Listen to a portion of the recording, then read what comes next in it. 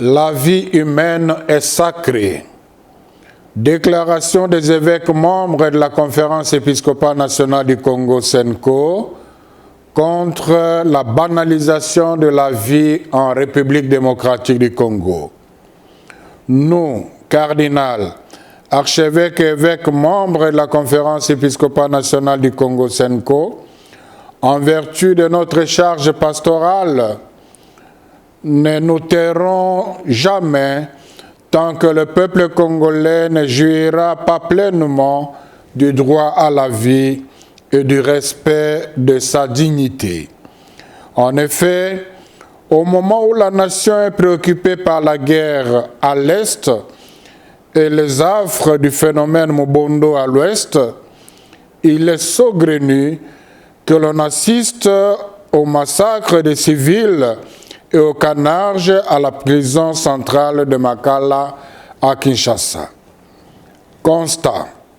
Il est plus que déplorable de devoir compter chaque jour des morts, des suites des attaques et bavures de forces de l'ordre et de sécurité d'une part, et de la négligence des services de l'État d'autre part. Il y a un an, le 30 août 2023, c'était le massacre de plus d'une cinquantaine de personnes dites Wazalendo, adeptes d'une secte à Goma par la garde républicaine. Récemment, le 15 août 2024, la nation congolaise a été endeuillée par le massacre crapulé d'une dizaine de jeunes du mouvement religieux Mbidi à Kilwa par certains éléments de forces armées de la République démocratique du Congo et de la police nationale congolaise. Le 18 août 2024, nous avons déploré la mort de 25 personnes, doublée de la disparition de 160 autres dans le naufrage d'une baleinière sur la rivière Lukeni dans le Maïndombe. Suite à la négligence des services de l'État commis à la régularisation de la navigation dans nos lacs et rivières. Alors que la nation est encore dans l'attente de la lumière sur ces événements malheureux susmentionnés et tant d'autres survenus à travers le pays, notamment dans les provinces de l'Est, spécifiquement dans le nord Kivu et en Ituri, et à l'ouest dans les territoires de Kwamuntu, au moment même où la nation est censée rendre des hommages dignes à Goma, à nos 200 frères et sœurs morts suite au déplacement forcé par les fêtes de guerre, les nouvelles provenant de la prison de Makala, ce lundi 2 septembre 2024, faisant état de plus d'une centaine de morts, dont un bon nombre par balle, de plusieurs blessés et des cas de viol parmi ces pensionnaires, oblige la CENCO à réitérer sa déprobation de la banalisation de la vie humaine en République démocratique du Congo. Nous condamnons sans ambages ces ignobles atteintes à la dignité de la personne humaine. Nous joignons nos voix à celles de leurs excellences, nos seigneurs les évêques membres de la CENCO qui, en vertu de leur charge pastorale, n'ont pas caché leur indignation et dénonçant avec eux les tueries perpétrées dans leurs milliers.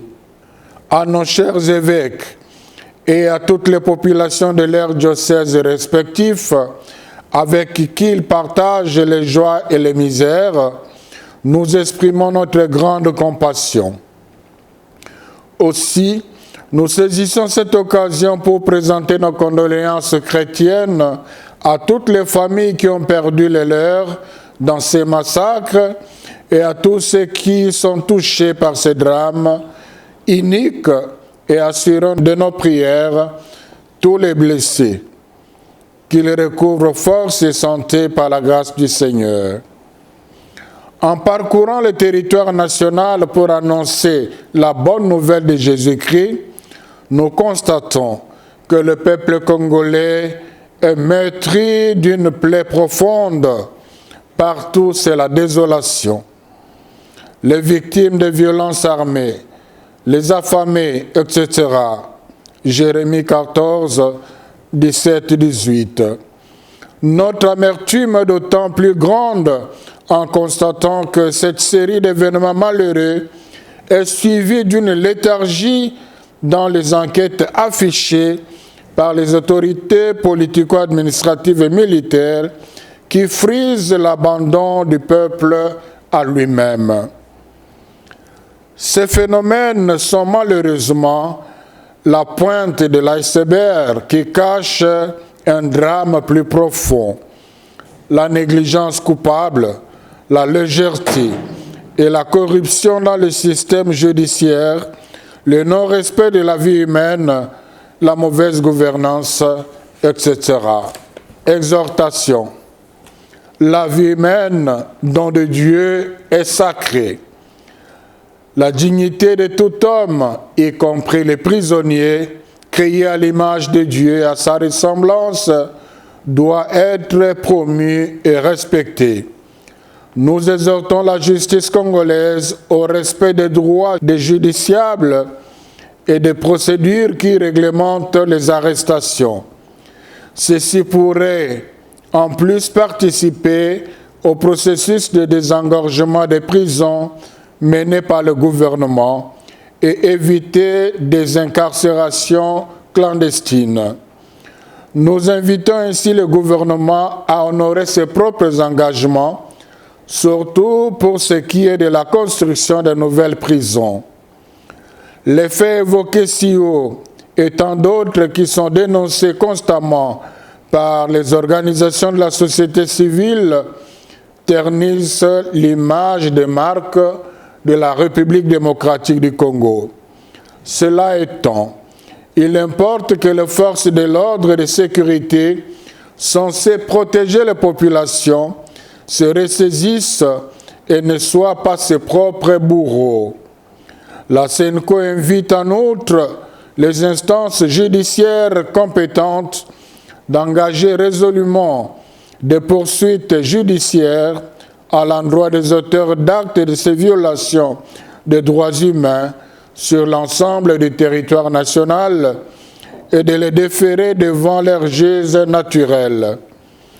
Nous exhortons tous les fidèles catholiques ainsi que les hommes et femmes de bonne volonté, où qu'ils soient, de promouvoir la culture de la non-violence et du respect de la vie humaine, ainsi qu'à l'observation d'une citoyenneté responsable en veillant à l'unité et à la cohésion sociale en vue de la restauration d'une paix durable en République démocratique du Congo.